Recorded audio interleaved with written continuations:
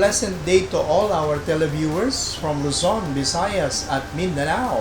Shoutout din sa ating mga kababayang OFWs. Ako po si Direk Lodge at ang aking partner na si Direk JP. Kamusta po kayong lahat at welcome po dito sa Go Pinoy TV.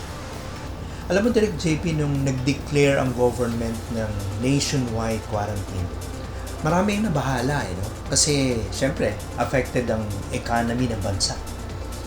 Marami din dyan na nagsarang company and marami, yung effect, marami ang nawalan ng kabuhayan. Yes, totoo yan. Maraming nawalan ng trabaho. Pero alam mo ba, aside dun sa kabuhayan at yung takot na magkaroon ng COVID, meron pang isang problem na nag-arise. Alam mo ba kung ano yan? Ito yung mental and psychological effect sa mga tao due to pandemic. That's a very valid concern ngayon, ano? Yeah. Yung ating mental health. Mm-hmm. And I believe yung featured business natin ngayon, nag-start siya because of anxiety. Yeah. Actually, medyo mahaba yung kwento niya, kaya ibigay na natin agad. Okay? Let's listen sa story ni Miss Rissa Geronimo of Cookies, Bread, and Pastries.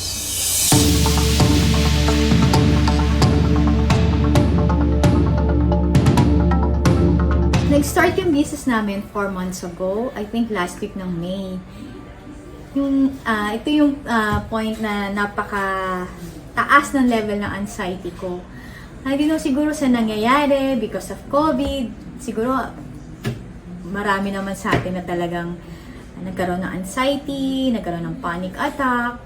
So, one time, habang nagbabrowse ako sa social media, nakita ko, bakit parang puro ube pandesal. Ube pandesal na nakikita ko, parang napakasikat niya noon at that time. So, since way back before naman, uma-attend talaga ako ng mga seminar, workshops sa pagbibake, ng cake, ng bread. And then, nag-try na rin ako magbenta online ng mga loaf. So, sabi ko, na-curious ako, umorder ako one time sa online seller. So, natikman ko siya. Sabi ko, okay yung lasa, kaya lang parang kulang. Sabi ko, kaya ko naman tong gayahin, kaya ko tong gawin. So, sinubukan ko. So, natikman ng mga anak ko, nagustuhan nila. Sabi nila, Mommy, gawa ka ulit. Then, gumawa ako, dinagdagan ko, pinatikman ko sa mga in-laws ko. Nagustuhan naman nila. So, sabi nila, try mo magbenta, masarap siya. So, napag-isipan ko, siguro, kaya ko naman to, para isang outlet din to para mawala yung anxiety ko. So, nag-try ako, nag-post ako sa social media, marami nag-react, marami namang nag-comment kung nagbebenta ba daw ako. Nagkaroon ako ng unang limang customers na bumili ng ube pandesal. So, doon nag-start, nagustuhan nila, then nag-post ulit ako, baka merong gusto, sa dumami na siya. So, sabi ko sa sarili ko, baka ito na yung isang outlet o outlet ko para mawala yung anxiety ko. Kasi talaga, ang hirap pag may anxiety ka eh. Kasi, unang-una, para nangayayat ako ng sobra. Marami akong iniisip na kung ano-ano. Then, pangalawa, parang lagi ang lalim-lalim na iniisip ko, napansin niya ng mga kapatid ko kasi parang nangayayat nga daw ako. So yun, sabi ko ito na siguro para malibang ako, para mag-focus ako, para mawala anxiety ko. So doon nag-start yung pagbibake ko, at doon nag-start ang Cookies, Bread, and Pastries. Alright, Miss Rissa, can you share with us kung ano ang unique sa mga ino-offer natin na products? Para ma-entice naman ang ating mga kababayan na i-try ito. Diba tayo, pag may gusto tayo, titingin muna tayo sa picture tayo, minsan nagdidepende. Kunyari, pag may gusto tayo yung bagay, lalo na pag online, tingnan natin yung picture, then, pangalawa, after ng picture, or aside from the picture or image, ang focus natin yung price. Lagi natin tingnan, ay ang ganda nito, ay ang sarap nito, ay kaya lang mahal, hindi ko kayang bilhin. So yun yung pumasok sa isip ko na once na nagbenta ako, gusto ko affordable. Masarap siya, pero affordable sa lahat. Marami ngayon mga nagtitrending ng mga tinapay na ginagawa usually makikita mo, ay gawa ng gantong chef, kilalang chef, masarap yan, kaya lang for sure, baka mahal. Ay gawa dito ng, di ba marami na rin ngayon mga celebrity na gumagawa ng mga tinapay rin, or mga kahit anong ay, ang sarap nyon, kasi gawa ni pero siguro mahal. So sa akin, para sa akin, gusto ko, kahit nakita mo yung image or kung ano yung binibenta ko, ay, ang sarap. Ay, affordable yung price. Pwede, kaya to. So, ganun ang gusto kong maging tumatak sa tao kapag titingnan yung product ko or makikita yung image ng product ko.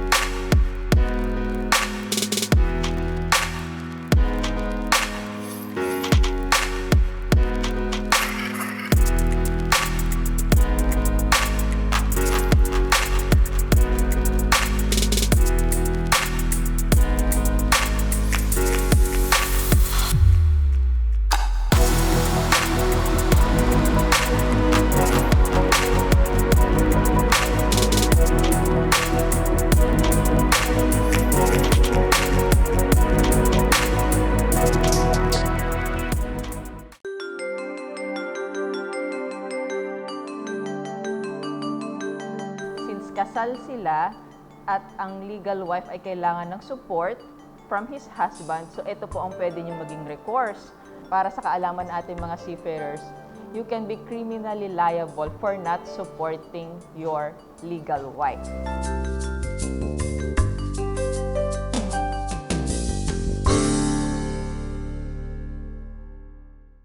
Stressed ka ba? Have you tried unwinding in a farm? Eh yung pagtatanim ng halaman at gulay to relax. And how about yung pamimitas ng fruits to calm your mind? Sounds interesting? Why not try healthy and delicious food served from farm to table?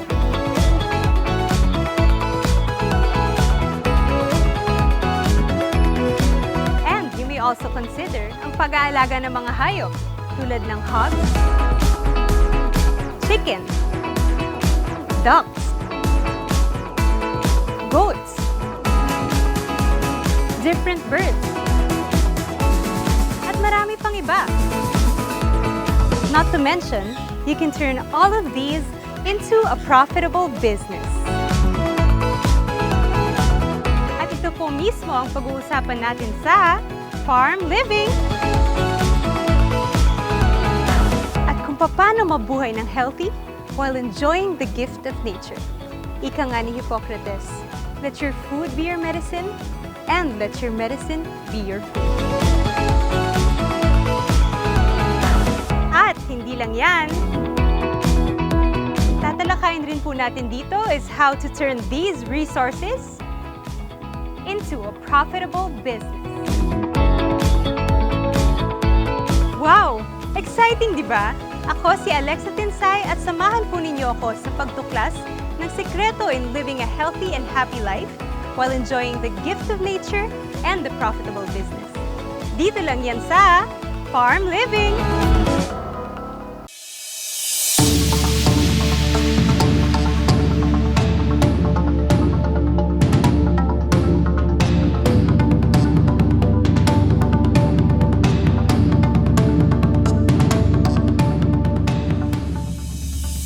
Right, and we're still here with Miss Rissa Geronimo of Cookies, Bread, and Pastries. And for our next question, Miss Rissa, we would like to know kung ano po yung concerns and challenges na na-encounter po natin ngayon sa ating business. I think one of the challenges or kinakaharap namin ngayon, lalo na sa mga nag-uumpisa pa lang sa maliit na business gaya namin, Unang-una, paano mo ipapakilala yung product mo? Paano makikita na malalaman ng tao na ganito yung binibenta mo? Paano mo siya i-cater? Pero alam natin, nandiyan yung social media, di ba? Halos naman lahat na tao ngayon nakatutok sa social media. So, malaking factor din yun. Kaya lang, iniisip ko, paano pa namin mapapalawak? Or maibibigay ito sa mga tao na kung hindi namin siya ipopromote. And then, pangalawa, paano ba namin ma-maintain tong business na to? Paano namin palalakihin? So, yun siguro ang isa sa mga challenges kapag nag-umpisa ka or nag-umpisa ka pa lang sa business. Well noted po, Miss Rissa, on your concerns. Alam mo itong mga concerns and challenges na nire-raise ng ating mga guest entrepreneurs. Para sa kaalaman ng lahat, if-forward po namin yan sa mga business advisors natin for them to give inputs and advice sa ating mga entrepreneurs na kasama po dito sa ating Go Pinoy project. Yes, part talaga siya ng mentoring program. Yeah. And moving on, here's my next question, Miss Rissa. What advice can you give sa inyong mga kapwa entrepreneurs based po sa inyong experience? So, para sa mga iba dyan na katulad ko, na nag-start pa lang na mag-business, ang i-advise ko lang siguro, unang-una, believe in yourself. Dapat, sabihin mo sa sarili mo, kaya mo to kasi gusto mo to. Pinasok ko to kasi gusto ko to. At first talaga, passion ko talaga ang mag-bake. Talagang, doon ako, yun talagang ang gusto kong gawin. Mag-bake. Then, pangalawa, dapat set your goals. Dapat know your goals. Kasi kung papasok ka, wala lang, gusto mo lang kasi. Dapat meron kang na goal na gusto mong mangyari. Gusto kong mag-bake kasi gusto ko dumating yung araw na magkaroon din ako sariling bake shop, na makilala yung product ko, o lumaki at makatulong ako sa mga tao sa pamamagitan ng pagbe-bake. Yun, basta yun yung ko, na magkaroon ako ng sariling bake shop. Then pangatlo, don't lose hope. Yan, lagi ko sinasabi sa sarili ko. Kasi sa pagbi-business, ang hirap lalo na kung mag-isa ka lang, na wala kang alam. Kasi nung unang-una nung medyo dumami na yung customers namin, ang hirap.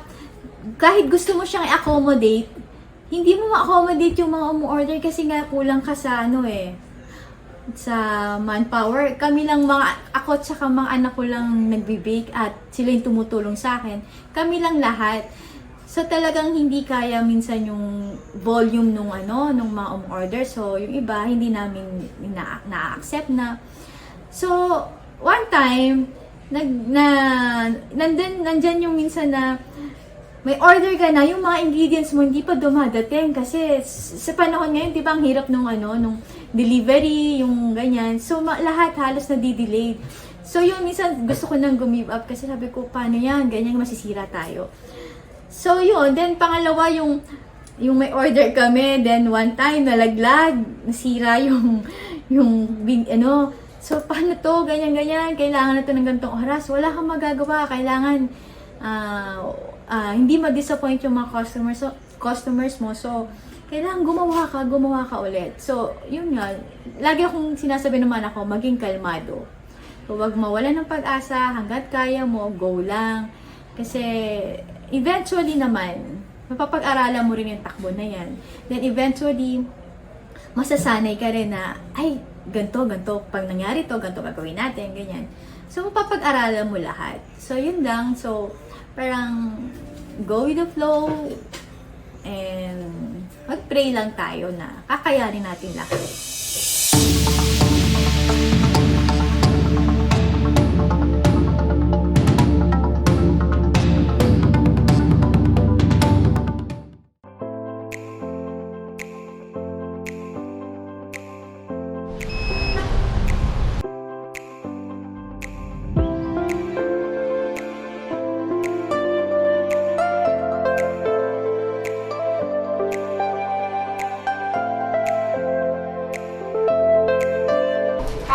So now we're back to there after what feels like such a long ECQ.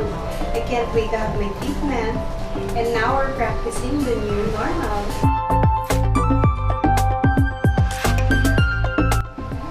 Diba?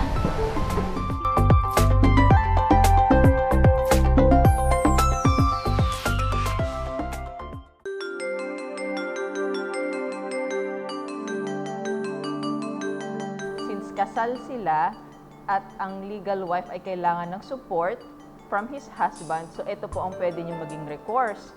Para sa kaalaman ating mga seafarers, you can be criminally liable for not supporting your legal wife.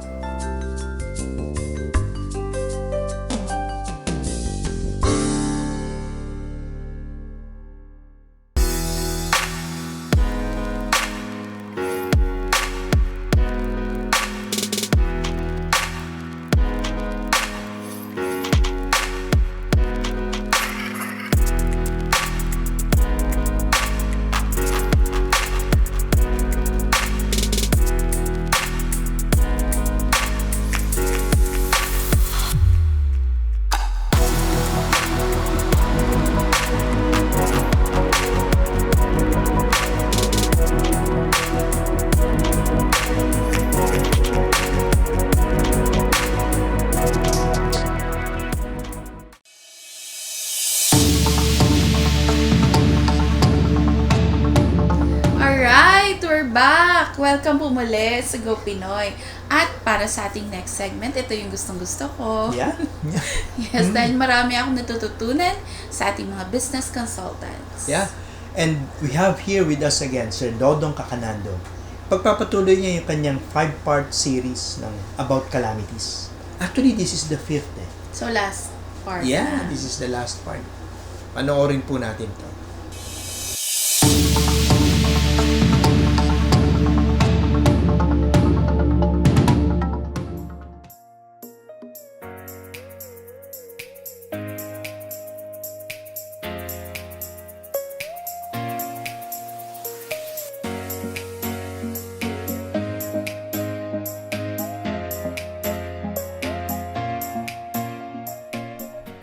This will be my last vlog in a series I created about calamities. But before I tell you the lesson that I'd like to leave with you, let me just review some of the things that I have been telling you in the past. Sabi ko sa inyo, one of the greatest lesson I learned in business is that I learned that everything in life goes on a cycle of boom and bust, of famine and abundance. I always bear in mind, because of this idea, I always bear in mind that calamities will come. Alam mo, calamities are caused by things that we did not anticipate to happen. So, ang nangyari, because they came na hindi tayo ready, nagkaroon tayo ng maraming problema. Like the coronavirus has affected the global community. And it has only affected us because we did not anticipate it. Because wala tayong vaccine to counter it, so nagkagulo lahat. Pero think about it. If people just anticipated it, supposing nakita natin yan that the coronavirus will mutate. Kasi sabi nila sa akin, this coronavirus is just a mutation of old coronavirus. So for example, the world was able to anticipate it, then wala tayong crisis. So isang bagay nagiging crisis lang kasi we are not ready for them. While I shared with you in a previous blog what I do when I'm in the middle of a calamity, I also said in the past that the best way to prepare for famine is to prepare for it when times are good. I realized that if you do this, you can even become richer. When calamity finally come. Unfortunately, I realized that the reason why people are never ready for calamities or famine is because one, we deny its possibility. In fact, in business planning, as I told you, many people would project growth. Well, meron tinatawag na contingency plan or risk management plan. Most people do not really give a lot of regard to that. So most people really deny that it will come. And the other reason why people are never ready for calamity is because during times of abundance, pag kumikita tayo, inuubos natin lahat ng gain natin. So most of the time, when the calamity finally comes, wala tayong reserve. And this is the reason why financial experts would often tell you to teach you to build emergency fund. Pero sa akin, that is not enough during times of calamities. Because to me, emergency fund is pangtawid gutom. What do I mean? Minsan sasabihin kayo, build an emergency fund para pag nawalan ka ng trabaho, in 6 months you can provide for yourself, then dapat meron ka na namang trabaho. Ako, what I build is a calamity fund. Yung calamity fund ko, hindi yun pangtawid gutom. It is enough so that I can survive calamity and still grow, whether I am in calamity or outside calamity. So yun ang gusto ko sanang ituro sa inyo. What do I do to prepare for calamities? Because it's really part of my planning process. I learned the approach that I will share with you from the story of Joseph. Joseph was able to save Egypt from 7 years of famine after 7 years of abundance. However, what was amazing about what he did was because of what he did during the time of abundance, Joseph made Egypt richer when the famine came. So yun ang gusto ko mangyari sa buhay ko. Gusto ko, alam ko, famine will come. So I'm trying to anticipate it, trying to prepare for it, para even when the calamity comes, I will still be able to survive and grow in the midst of calamity. Kay Joseph ko na tutunan yung idea that only a wise and discerning man will know that great abundance will not last forever because calamities will come. But a wise and discerning man also knows that calamities will not last forever.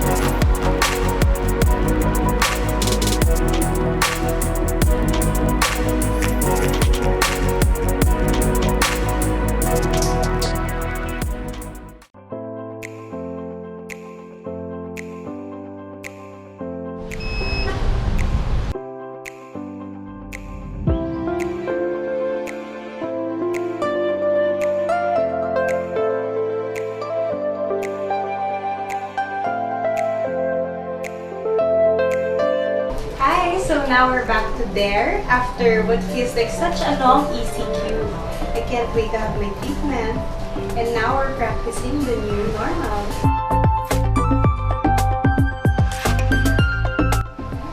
Diba?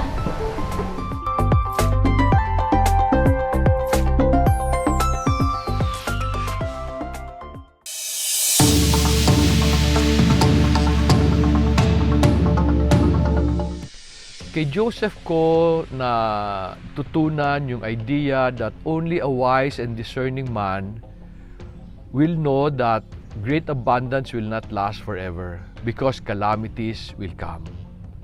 But a wise and discerning man also knows that calamities will not last forever because abundance will ultimately come again. The idea that calamity will come and that everything in life goes on a cycle of boom and bust have allowed our business to steadily grow in spite of the many calamities we experience or we encounter in farming. You know, our growth have not been dramatic, but it is consistent.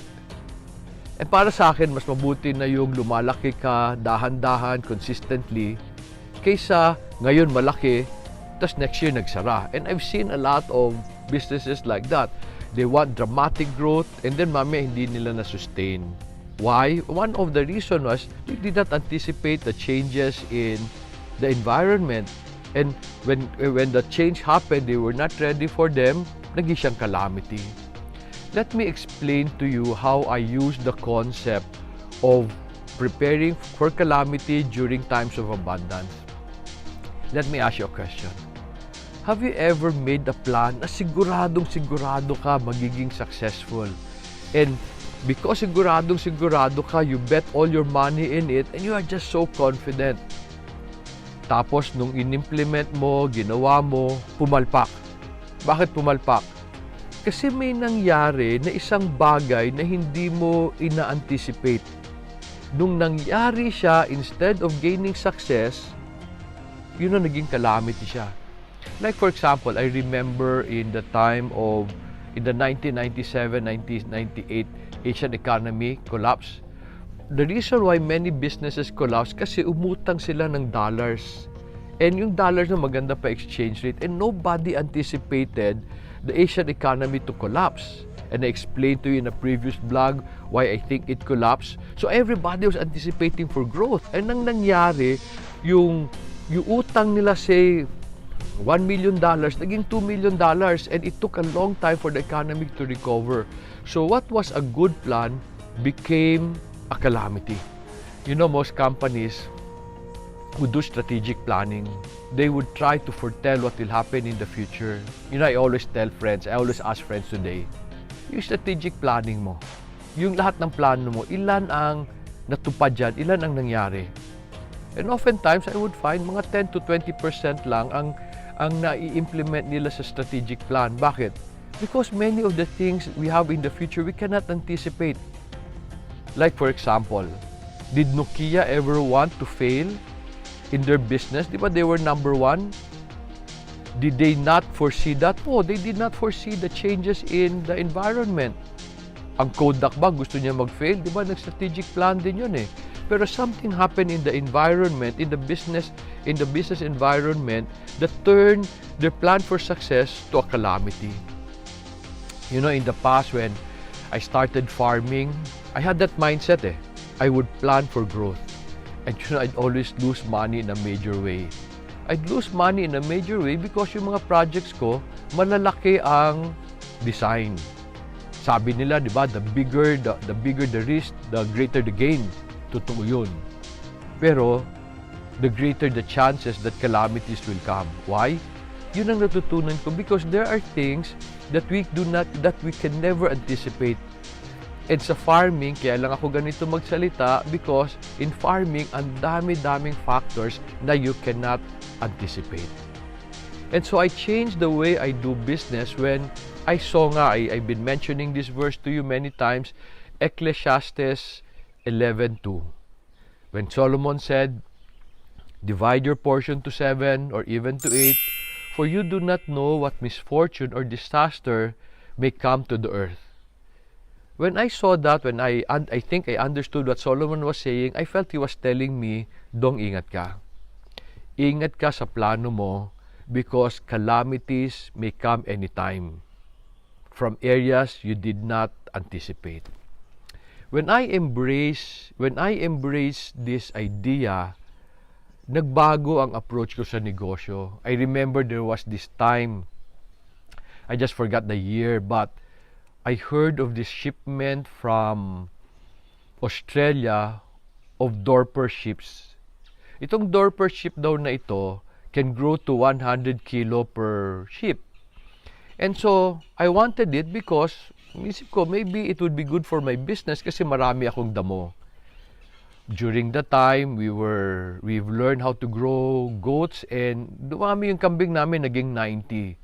So sabi ko, this may be a good addition to the products in the farm.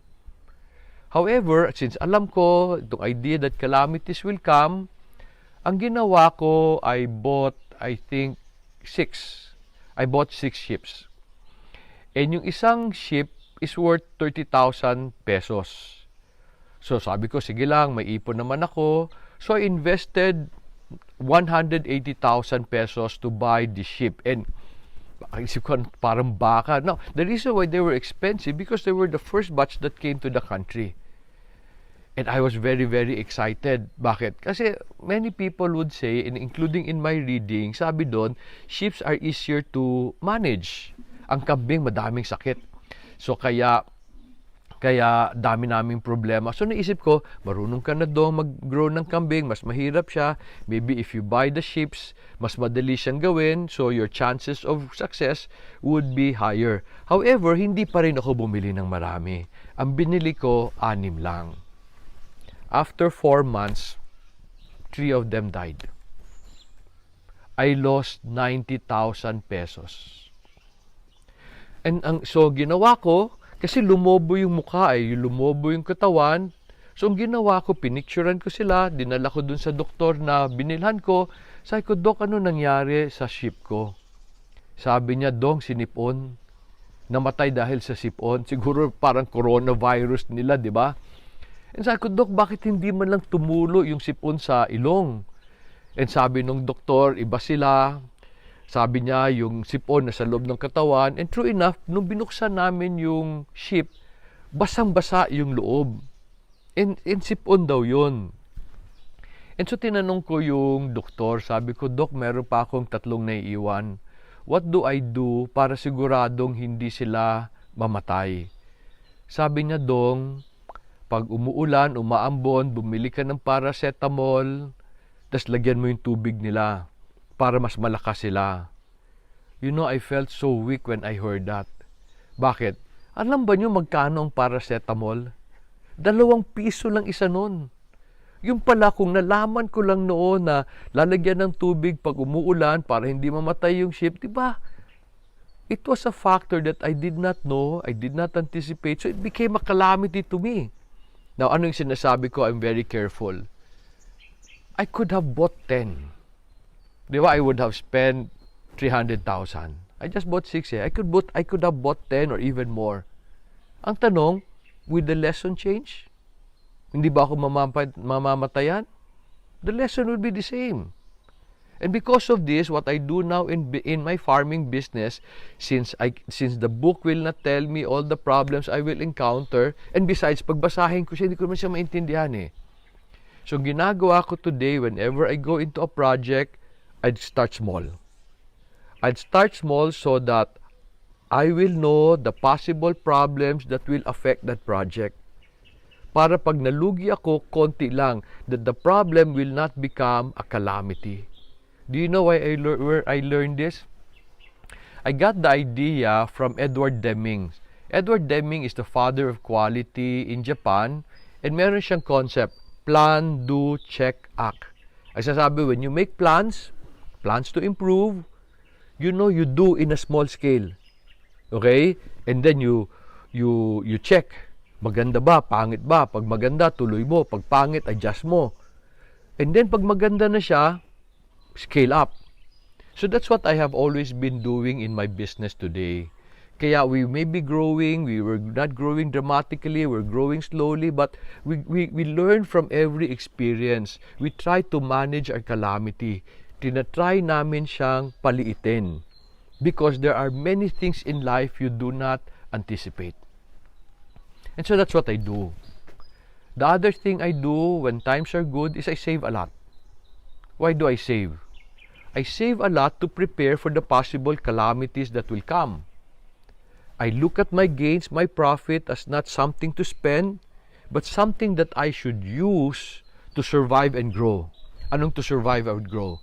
Pag calamity comes, I use the money now to survive, And do you know that I invest during times of calamity? I invest to grow capabilities.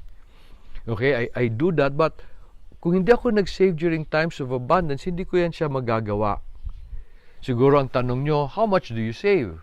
During times of abundance, I save as much as possible. I do not have a number.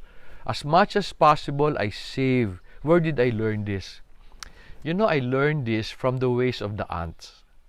Let me just read to you, Proverbs chapter 6, verses 6 to 8, sabi doon, "Go to the ants, you sluggard.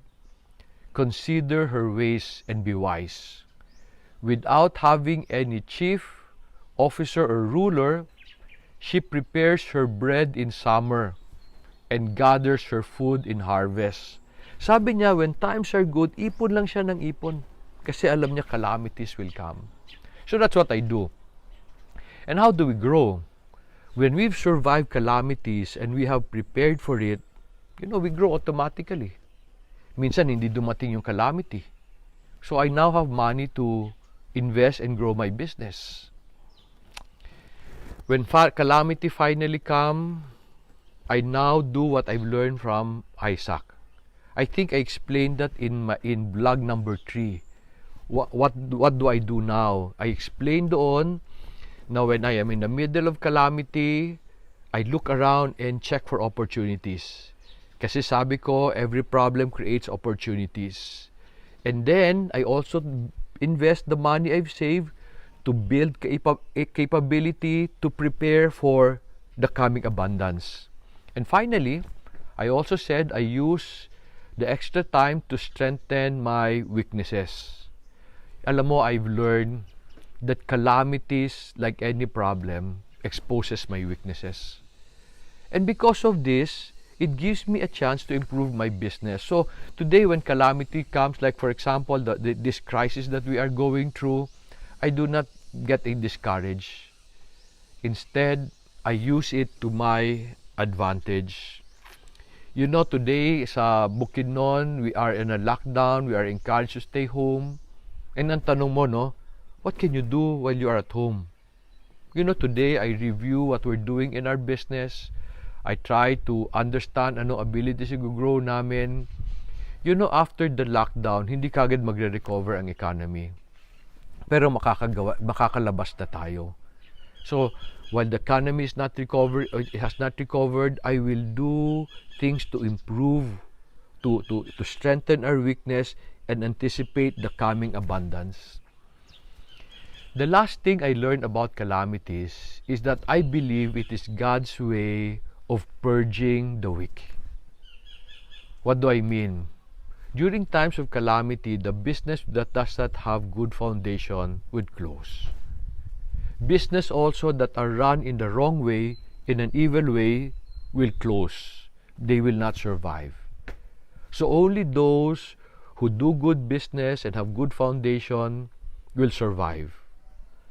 Alam nyo by now na one of the things I teach is that there's a better way of doing business, and it is according to the ways of the Lord. And I have been trying to share this as much as possible because I want you to survive and grow and make this country fruitful. All of the things I have shared with you are just part of a business of business training we've created sa Similya sa Kinabuhi. One is called Jumpstart, that builds the character of the entrepreneur or the business person. The other is called Essentials of Business. And I wish all of you can attend that training because it was created for me to share everything that I have learned from the Lord. Ginawa ko siya because I have great hopes for this country. I want this country to become really, really fruitful. However, that will only happen when all its individual citizens become fruitful. Because the fruitfulness of this country cannot be determined by one person or by a few, it will come collectively. So I hope I can see some of you in our future trainings so that I can teach you everything that God has taught me. Let me close again by what I learned from Joseph. Sabi niya, so I learned that only a wise and discerning man will know that great abundance will not last forever. because calamities will come. I hope you'll be ready for your own calamity so that you can take advantage when the abundance come again. I will pray for all of you. I hope that you will be safe, that you stay alive, and that you will survive and grow after. Alam mo, Direk, ang dami ko talagang natutunan. Yeah. Tsaka nakakapag-reflect din ako. Source of encouragement yung mga sinabi ni Sir Dodong eh. Na paminsan nandito ka sa sitwasyong to, hindi mo nakikita yung positive na and purpose nito, ano. Pero thank you, Sir Dodong, for sharing with us. Yeah. Sir Dodong Cacanando will be sharing more about this. Actually, sa next episode natin, I think he will be starting another series. Wow. 4-part series yata yan. Looking forward to that. Yeah. Abangan po natin yan. No? And for those entrepreneurs who have interesting stories, mga experiences and tips na you can share sa ating mga kapwa entrepreneurs, please do contact us sa ating mga social media pages and po sa ating mga numbers flash on your screen. So, that's all for now. Sana marami tayong napulot sa ating programa. See you next time. Patuloy lang po tayong manalangin at magtiwala. Ako po si Direk Lodge. Ako naman si Direk JP na nagsasabing, Go Pinoy! Kaya mo yan!